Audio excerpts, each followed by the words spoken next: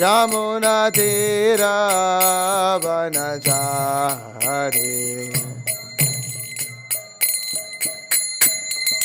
जय राधा माधव कुंज बिहारी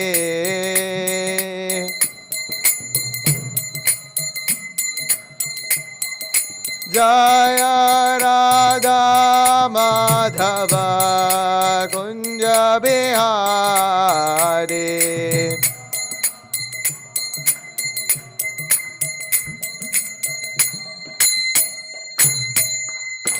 जय विष्णुपाद परमहंस परिव्राजकाचार्य अष्टोत्तर सुत श्री श्रीमद अभय चरणारविंद भक्ति वेदांत स्वामी श्रील प्रभुपाद की जय। जय ओम विष्णुपाद परमहंस परिव्राजकाचार्य अष्टोत्तर सुत श्री श्रीमद श्रील भक्ति सिद्धांत सरस्वती ठाकुर गोस्वामी प्रभुपाद की जय। अनंत कोटि वैष्णव वृंद की जय।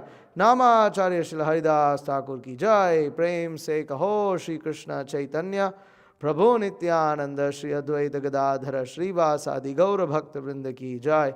श्री श्री राधा कृष्ण गोप गोपी गो श्याम कुंड राधा कुंड गिरि गोवर्धन की जय। श्रीमद् भागवतम की जय। All glories to the assembled devotees. Hare Krishna. All glories to the assembled devotees. Hare Krishna. All glories to the assembled devotees. Hare Krishna. All glories to Sri Guru and Sri Gauranga. All glories to His Divine Grace, Srila Prabhupada. Namo Om Vishnu Padaya Krishna Preshthaya Bhutale Srimate Bhakti Vikasa Swaminiti Namane. Namo Om Vishnu Padaya Krishna Preshthaya Bhutale Srimate Bhakti Vedanta Swaminiti Namane. Namaste Saraswate Deve Gauravani Pracharine Nirvishesha Shunyavadi Paschatya Deshatarine. Om Namo Bhagavate Vasudevaya. Om Namo Bhagavate Vasudevaya.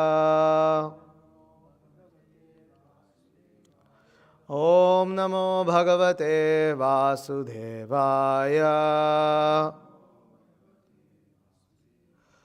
Reading from Srimad Bhagavatam, Canto 3, Chapter 5, Text 49. Yavat bhalim te aja harama kale yatha vayam cha annam adhama yatra yatha ubhayesham te ime hi lokaha balim harantaha annam adanti anuhaha.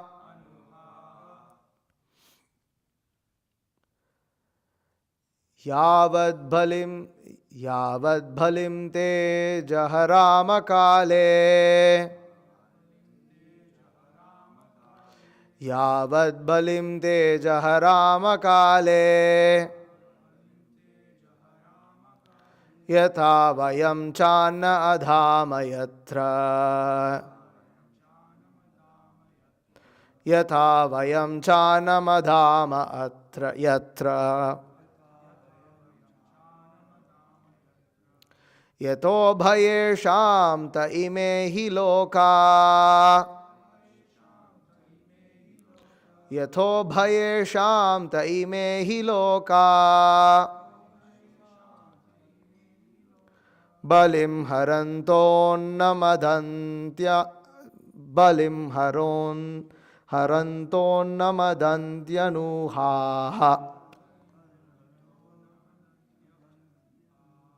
Balim haranton namadantyanuhaha. Yavad balim de jaharama kale. Yatha vayam channamadama yatra.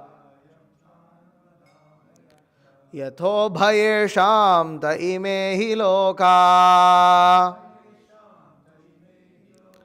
Balim haranto namada adantyanuha. Yavad balim dejaharama kale. Yatha vayam cha namadama yatra. Yatho bhayesham ta ime hi loka.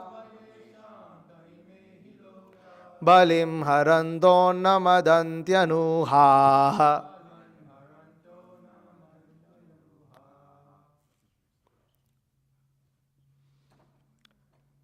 Okay, the first brave tiger can chant. Yavad balim dejaharama kale. Yatha vayam cha namadama yatra. Yatho bhayesham taime hi loka.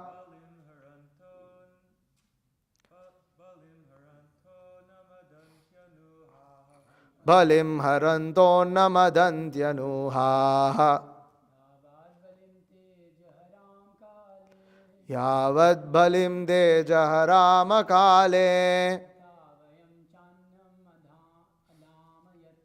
Yatha vayam cha namadama yatra. Yatho bhayesham ta ime hi loka. Balim haranto namadantyanuha.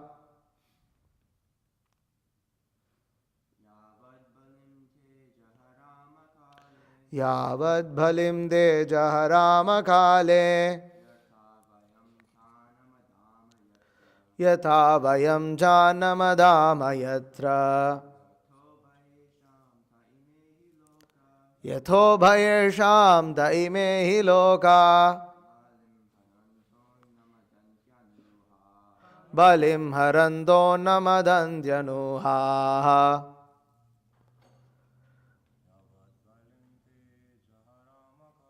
Yavad balim dejaharama kale. Yatha vayam cha namadama yatra. Yatho bhayesham taime hi loka. Balim haranto namadantyanuha. Mataji. Yavad balim dejaharama kale. Yatha vayam cha namadama yatra. Yatho bhayesham taime hi loka. Balim haranto namadantyanuha. Yavad, as it may be. Balim, offerings. Te, your.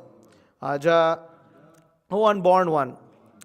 Harama, shall offer. Kale, at the right time. Yatha, as much as. Vayam, we. Cha, also. Annam, food grains. Adama, shall partake. Yatra, whereupon. Yatha, as much as. Ubhayesham, both for you and for us. Te, all. Ime, these. He, certainly. Lokaha, living entities. Balim, offerings. Harantaha, while offering. Annam, grains. Adanti, eat. Anuhaha, without disturbance. Translation purport by His Divine Grace A.C. Bhaktivedanta Swami Srila Prabhupada. O unborn one, please enlighten us regarding the ways and means by which we can offer you all enjoyable grains and commodities, so that both we and all other living entities in this world can maintain ourselves without disturbance and can easily accumulate the necessities of life both for you and for ourselves. Purport. Developed consciousness begins from the human form of life and further increases in the forms of the demigods living in higher planets. The earth is situated almost in the middle of the universe, and the human form of life is the via medium for between the life of the demigods and that of the demons. The planetary systems above the earth are especially meant for the higher intellectuals called the demigods. They are called demigods because although their standard of life is far more advanced in culture, enjoyment, luxury, beauty, education, and duration of life, they are always fully God conscious. Such demigods are always ready to render service to the Supreme Lord because they are perfectly aware of the fact that every living entity is constitutionally an eternal subordinate servitor of the Lord. They also know that it is the Lord only who can maintain all living entities with all the necessities of life. The Vedic hymns, Eko Bahunam Yo Vidadhati Kaman, Ta Enam Abruvan Ayatanam Nah Prajanihi Yasmin Pratitishta Annam Adame, etc. confirm this truth. In Bhagavad Gita also, the Lord is mentioned as Bhutabhrit, or the maintainer of all living creatures. Modern theory that starvation is due to an increase in population is not accepted by the demigods or the devotees of the Lord. The devotees or demigods are fully aware that the Lord can maintain any number of living entities, provided that they are conscious of how to eat. If they want to eat like ordinary animals who have no God consciousness, then they must live in starvation, poverty, and want, like the jungle animals in the forest. The jungle animals are also maintained by the Lord with their respective foodstuffs, but they are not advanced in God consciousness. Similarly, human beings are provided with food grains, vegetables, fruits, and milk by the grace of the Lord, but it is the duty of human beings to acknowledge the mercy of the Lord. As a matter of gratitude, they should feel obliged to the Lord for their supply of foodstuff, and they must first offer Him food in sacrifice and then partake of the remnants. In Bhagavad Gita 3.13, it is confirmed that one who takes foodstuff after a performance of sacrifice eats real food for proper maintenance of the body and soul, but one who cooks for himself and does not perform any sacrifice eats only lumps of sin in the shape of foodstuffs. Such sinful eating can never make one happy or free from scarcity. Famine is not due to an increase in population, as less intelligent economists think. When human society is grateful for the Lord for all His gifts for the maintenance of the living entities, then there is certainly no scarcity or want in society. But when men are unaware of the intrinsic value of such gifts from the Lord, surely they are in want. A person who has no God consciousness may live in opulence for the time being due to his past virtuous acts. But if one forgets his relationship with the Lord, certainly he must await the stage of starvation by the law of the powerful material nature. One cannot escape the vigilance of the powerful material nature unless he leads a God-conscious or devotional life. Om Agyanatimirandhasya Jnananjana Shalakaya Chakshurun Militam Yena Tasmai Shri Gurave Namaha Shri Chaitanya Manobhishtam Stapitam Yena Bhutale Swayam Rupa Kadamakyam Dadati Swapadantikam Vandeham Shri Guru Shri Utav Padakamalam Shri Gurun Vaishnavamscha Shri Rupam Sagrajatam Sagana Raghunathanvitam Tam Sajivam Sadvaitam Savadhutam Parijana Sahitam Krishna Chaitanya Devam Shri Radha Krishna Padan Sagana Lalita Shri Vishakhanvitamscha He Krishna Karuna Sindho Dinabandho Jagatpate Gopesha Gopika Kanta Radha Kanta Namostate Tapta Kanchana Gaurangi Radhe Vrindavaneshwari Vrishabhanu Sute Devi Pranamami Hari Priye Vancha Kalpatarubhyascha Kripa Sindhubhyevacha Patitanam Pavanebhyo Vaishnavebhyo Namo Namaha Jaya Shri Krishna Chaitanya Prabhu Nityananda Shri Advaita Gadadhara Shri Vasadi Gaura Bhakta Vrinda Hare Krishna Krishna Krishna Hare Hare Hare Rama Rama Rama Hare Hare Narayanam Namaskrityam Naram Chaiva Narottamam Devim Saraswati Vyasam Tato Jaya Mudirayet Vyasaya Vishnu Rupaya Vyasa Rupaya Vishnave Namo Vai Brahmanideye Vashishtaya Namo Namaha Yavad Balim Teja Harama Kale Yatha Vayam Charnamadama Yatra Yato Bhayesham Ta Ime Hi Loka Balim Haranton Namada Adantyanuhaha. O unborn one, please enlighten us regarding the ways and means by which we can offer you all enjoyable grains and commodities, so that both we and all other living entities in this world can maintain ourselves without disturbance and can easily accumulate the necessities of life, both for you and for ourselves. So, here the demigods are speaking of the process of devotional service, whereby one offers everything in this material world to Krishna. And why? Because ultimately everything belongs to Krishna. Isha Vashem Idam Sarvam. That Ishopanishad declares that in its first verse. That everything in this world ultimately belongs to the Supreme Lord. And therefore it actually has to be offered to Him. We are allowed to take something for our maintenance, but we can only take that only after offering it to the Supreme Lord. This is a very, very important point to understand. It is not just foodstuffs that we offer to the Supreme Lord. Anything, yat kincha jagatyam jagat, tena tyaktena bunjita, magrida kasya svidhanam, that you take as much as you need. But if that's the case, why are we offering food grains? Because ultimately we have to recognize the source. This is very, very important. A very important point that's being made in this purport, which we'll address a little later, is the aspect of gratefulness and gratitude that the living entities are expected to have. This is the secret to not being in scarcity in life. And this is a fear that everyone has.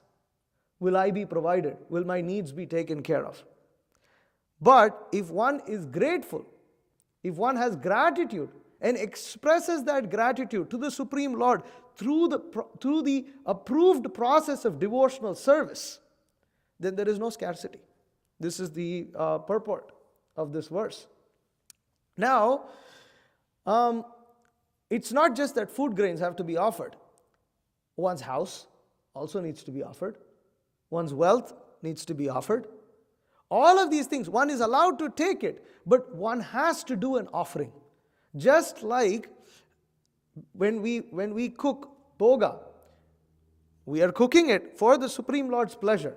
We offer it to the Supreme Lord, and then we partake of the remnants. Now, if you notice, the remnants are generally a lot more than what is actually offered. The offering plate is less. So, similarly, the same consciousness has to be with one's wealth also.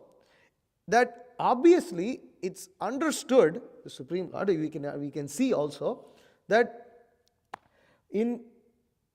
whenever something is offered, it is offered as a token of gratitude. Now at the same time, in the same case as with prasadam, just because only a token is offered and there's remaining so much, doesn't mean that we have to become some gluttonous beast and eat everything.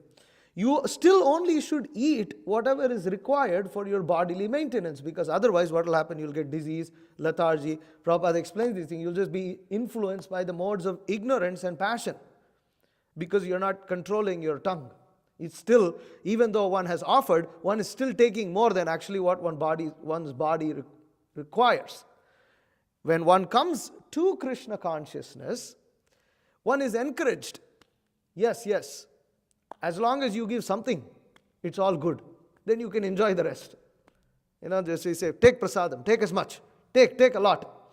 But after some time, when you come to Krishna consciousness, you're recommended, Prabhu, you're taking too much. Curb it down. Why? Because one is supposed to have developed one's consciousness to understand that tena tyaktena bunjita, take only as much as you need. Don't just keep eating, So it's the same thing. It's literally everything that we require. It's the same. So we have a house. Okay. That house has to be offered to Krishna. Why? Because it's Krishna's house. It's not your house, it's not my house, it's nobody's house. It's Krishna's house. It was built with materials that Krishna gave, such as stone, iron, wood. Where does all these products come from? It comes from Krishna. Therefore, it must be offered to Krishna. It's not that we only offer bhoga and everything else I enjoy. No, everything that and it's the same thing with knowledge also. Actually, if you think about this, the yajna has to happen in every single aspect of our life. One shouldn't gather more knowledge than what is required for oneself. Then it becomes, what is it? Overconsumption. Atyahara. Simply reading book after book after book after book that has no relevance to oneself or to one's advancement in Krishna consciousness or to one's service. just consuming. This is also overconsumption. Just because it's out there doesn't mean we have to take it. So you can take anything, and you can analyze like this. And this is very important, because unless we develop that consciousness, so there's two aspects to this consciousness. One is to understand, the first thing is to offer it to the Lord, meaning that if something is not offerable to the Lord, don't consume it. For instance, if there is a certain type of knowledge that is completely useless, then you don't consume it. Just because it's out there on the news doesn't mean we consume it. Just because it's there doesn't mean we consume it. And all kinds of nefarious stuff, such as things about the stock market, or even worse, sex literature, etc., etc. This is all, you cannot offer it to the Lord. You cannot consume, just like meat. You cannot consume certain things. And same thing, you can, certain destination, you don't go to a destination if you cannot, if that activity cannot be linked to Krishna consciousness, don't do it. So, and then even within that activity, the higher stage of that consciousness is, even within that activity, you only do as much as required. It's not that you just consume just because, it's allowed, so let me just consume like anything. Then that also turns out to be detrimental, although the latter is better than the former. At least something is linked to Krishna consciousness. Okay, at least he's eating prasadam, even though he's eating too much. At least he's eating prasadam. So definitely that is better than a so-called moral, or not moral, but like a person who's trying to be very healthy and very diet conscious, but is not offering his foodstuff to Krishna. And that's worse than a devotee who's overeating but eating prasadam. So definitely there is that gradation. But the point is that it is important to understand that developed consciousness means that we have to offer everything to the Supreme Lord. There is now, actually, we should be willing to acknowledge and offer things to the Supreme Lord even without the incentive of scarcity, of not being in scarcity. But still, Supreme Lord is very kind. He says that if you do this is what the demigods are saying, you do this, you will not be in any scarcity in life. You will not feel any need. Why? Because such a person in such developed consciousness does not consume more than what he needs. He knows what he needs. He does not consume more than what he needs. Therefore, his wants are less than the person with uncontrolled senses. Such a person with uncontrolled senses, even if he may be a devotee, and he is trying to offer his activities because he is interested in consuming and having more than what he requires, he'll always feel some scarcity. Because he's trying to take more than what he needs. So, again, let's bring it back to the example that's more relatable. In the case of prasadam, you have enough to eat. Everything is being provided, but the craving is there for something that our body doesn't need. And that craving causes dissatisfaction. It causes a feeling of lacking. And that craving, what it does is it also bewilders the mind.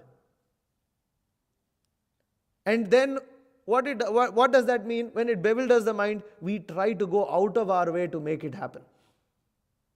You try to go out of your way. And then what happens when you go out of your way?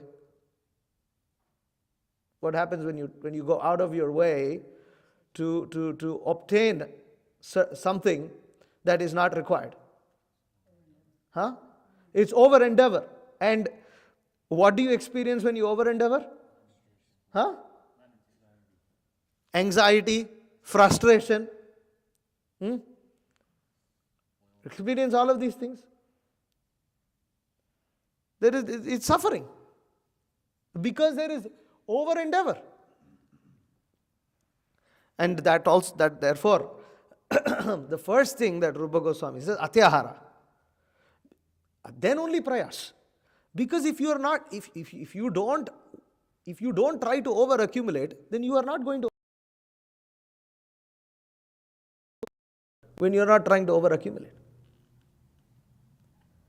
So this is an extremely important aspect to understand.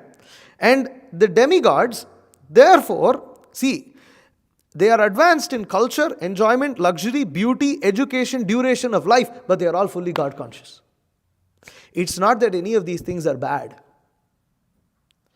It's that these things can only be enjoyed by one who understands that real enjoyment means dovetailing anything and everything to Krishna consciousness. And when Krishna enjoys, as a byproduct, I enjoy. This is the advanced consciousness that the demigods display. And whenever they don't display that, they get punished big time. But so here you see such demigods are always ready to render service to the Supreme Lord because they are perfectly aware of the fact that every living entity is constitutionally an eternal subordinate servitor of the Lord. So then Srila Prabhupada in this purport speaks about that the modern theory of starvation due to an increase in population is not accepted by the demigods or the devotees of the Lord. Why? Because this is, first of all, the number of living entities in this universe doesn't change just because the number of human beings went down or the number of human beings went up. The living entities that are there in this universe are here until the time of Pralaya happens, when Mahavishnu basically winds up the whole material manifestation and absorbs everything into his body. They're not going anywhere. Supreme Lord has to maintain these living entities regardless. So the idea that, oh, now suddenly there is overpopulation is also bogus.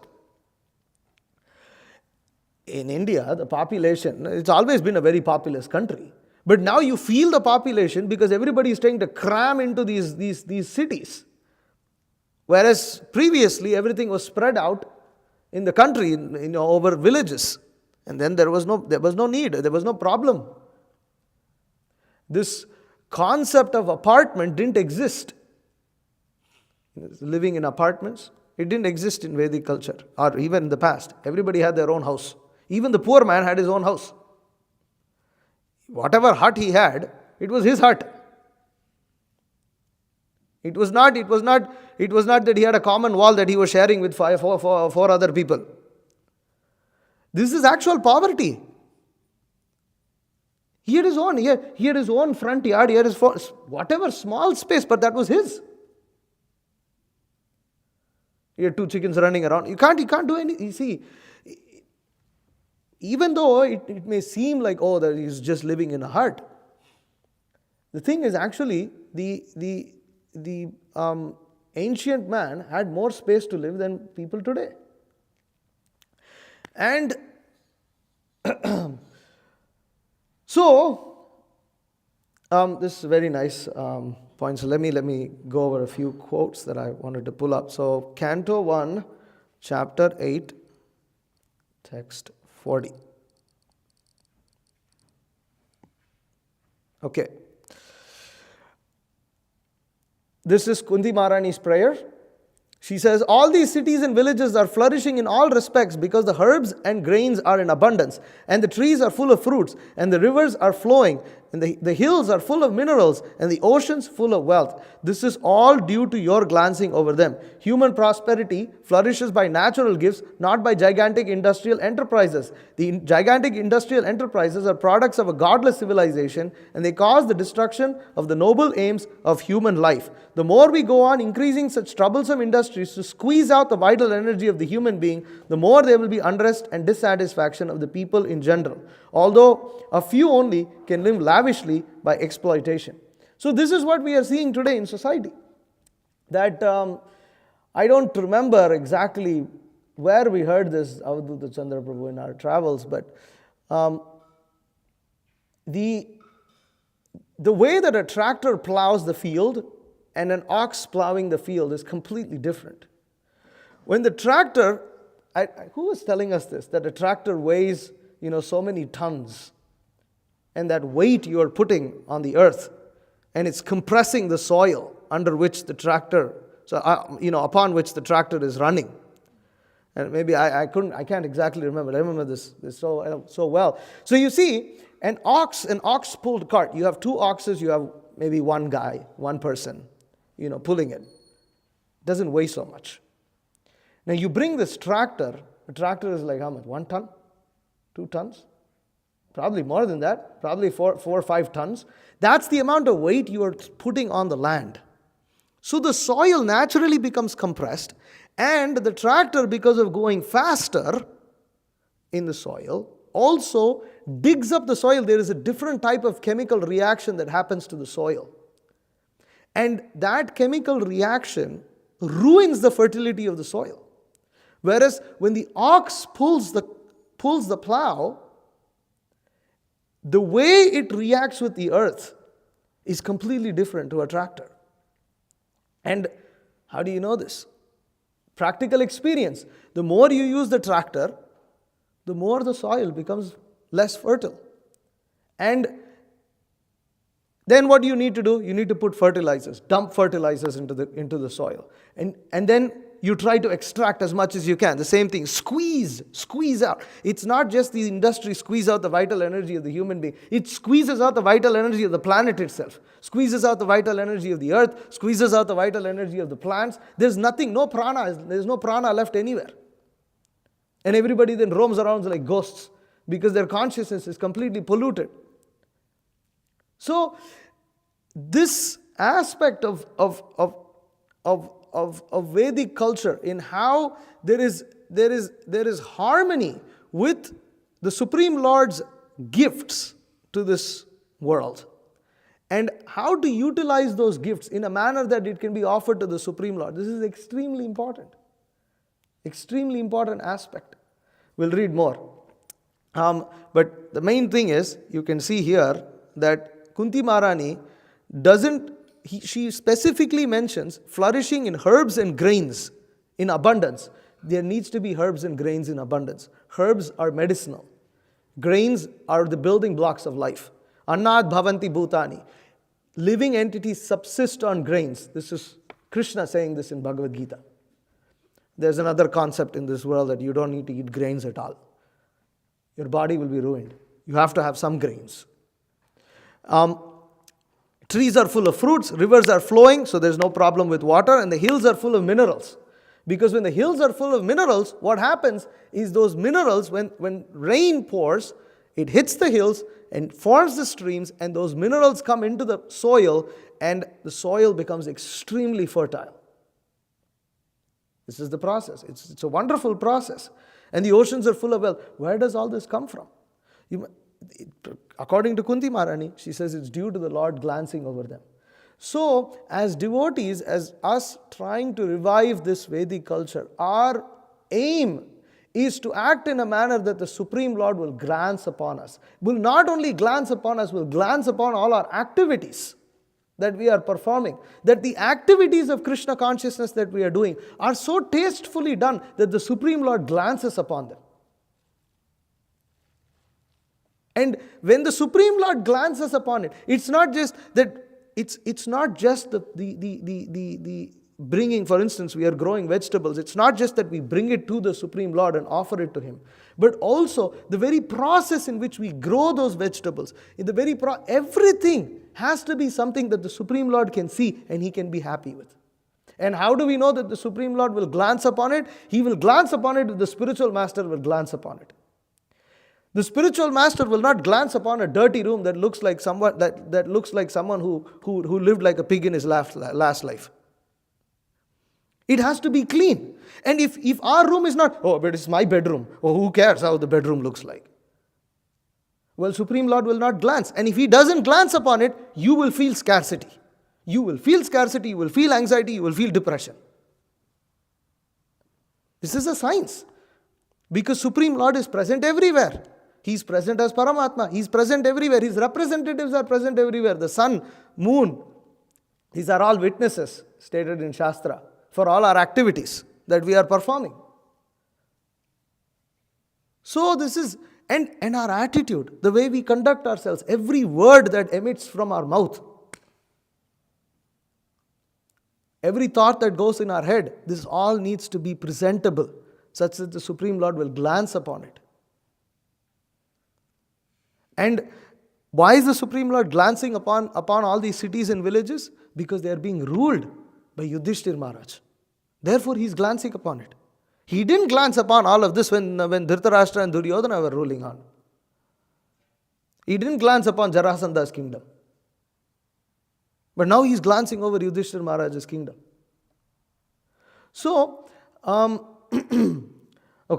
another nice verse I found in the 10th canto. Obviously, I'm not going to be able to go over everything that in this verse. There's so much nice things that can be said. Okay, this is description of the rainy season in 10th canto. With their wealth of grains, the fields gave joy to the farmers. But those fields created remorse in the hearts of those who were too proud to engage in farming and who failed to understand how everything is under the control of the Supreme. Amazing verse. Really amazing verse. That for one who understands that real wealth is grains, when the field produces those grains, it gives joy to the farmers. And why? Because they understand that everything is under the control of the Supreme. But those who don't understand this, they are not interested in all of this. What are they interested? They're interested in this modern, technology and all this kind of things, and big skyscrapers and motor cars and and all these kind of things. It creates remorse. It actually can. Why will you crazy to have remorse because grains are being produced? But these demons are like that. When too much grain production happens and they can't make money out of it, what do? They go and dump it in the ocean, rascals. It creates remorse because they don't understand how everything is under the control of the Supreme. Such an offensive atheistic mentality. Okay, I'm just going to keep going over what I have because there's some nice things here. So this is, I guess it's too small. 1997, the year of the ox. So this is according to the Chinese calendar. They have year of the rat, year of the ox, year of the snake or whatever. So, Hare Krishna Devi Dasi writes, according to the East Asian calendar, 1997 is the year of the ox. And as one devotee has put it, ox power is 50% of cow protection because bulls are 50% of the herd. Our friends, the vegans, may hope to escape the sin of animal slaughter by avoiding commercial milk products. But eating tractor-produced grains implicates all of us in the slaughter of bulls because tractors deny bulls their God-given work of tilling the field. Hardly one bull calf can be saved from the slaughterhouse, even by 1,000 vegans. If there is no use for the bull calf, the farmer must kill him. The real way to save the bull is to engage him in productive work. When you work with a trained ox, you see how he enjoys working. The ox has big muscles, and like an athlete, he gets pleasure from using them. The ox likes working as an intimate partner to a human being who shows gratitude for the ox's power and loyalty. And the ox can help us toward a simple life conducive to spiritual advancement. In this year of the ox, let us think about the advantages of letting Father Bull do his part in building a peaceful, Krishna-conscious society. Now, again, when a human being is able to show gratitude to the ox's power and loyalty, he will be able to appreciate that ox's power and loyalty to be coming from the Supreme Lord. Because those aspects, those qualities of the ox, they come from the Supreme Lord. The qualities of a damn tractor comes from John Deere, who's a karmi money making materialistic company that doesn't give a fig about the earth and only cares about its profits. And that consciousness comes to us. And this is Krishna's Vedic society, that you utilize these gifts and you show gratitude to the Supreme Lord. It's so simple. The human being shows gratitude for the ox's power and loyalty because the farmer is able to see how everything is under the control of the Supreme. And by that, he becomes Krishna conscious. And in this way, we can see, you can analyze all of the duties of Vedic culture in all of the Varnas. You will find that they will remind one of Krishna. It's very easy to remember Krishna in those activities. In modern society, it's very difficult. It's very difficult. In modern society, all we think is about the paper dollar. And devotees need to work towards a society whereby we are able to become less conscious, at least less conscious of this paper dollar. It may not be possible right now in the society that we live to become completely free of the petrodollar. Yet, at least we don't have to be thinking about it all the time. And there is a way, because if we refine our consciousness, if we have developed consciousness, whereby we are able to show gratitude to the Supreme Lord by one, performing activities that are only conducive for our Krishna consciousness, and offering every single action, thought, word, deed, possession as a token of appreciation to the Supreme Lord, thereby spiritualizing everything in our life. And two, accepting only what is needed and not over-consuming. We will not feel scarcity. Automatically, we will think less of this dollar. We will think more of the Supreme Lord. Understanding that actually everything comes from Him. All wealth, everything actually comes from Him. So, I have some other things, but I will stop here because it's 8:21. Any questions or comments? Last point. How does one show gratitude to the Supreme Lord? Gratitude to the Supreme Lord is shown by gratitude to the spiritual master for what he has given to us, and all of the devotees who have helped us in any single way in our life. This is all aspects of showing gratitude to the Supreme Lord. A neophyte only thinks of himself and the Supreme Lord. Madhyamadhikari, one who is advancing, sees that there are others involved also in the society of Vaishnavas. And one who has no gratitude is not even fit to be a human being. He will live like an animal and will be treated like an animal by the Supreme Lord. That is the purport, also the purport of the verse that we are discussing today. Hare Krishna. Any questions or comments?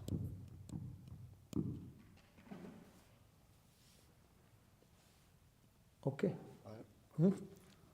Yes, Prabhu. Hare Krishna.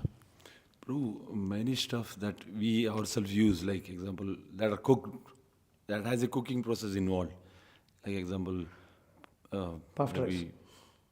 Yeah, or maybe papad, or pastas, like many things that, they are being cooked and they have a processing done by karmis actually. Correct. So what about this stuff, like? So they are less ideal. We don't, at least when one does deity worship, one preferably avoids these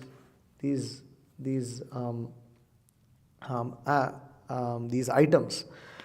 Prabhupada allowed it, but traditionally, the higher standard is they would not use it. Because therefore, for that reason also basmati is not offerable in traditional temples, because it's parboiled, slightly cooked already to maintain its, But our minimum standard is that at least some kind of cooking should happen, with the exception of puffed rice and chipped rice. These are two exceptions.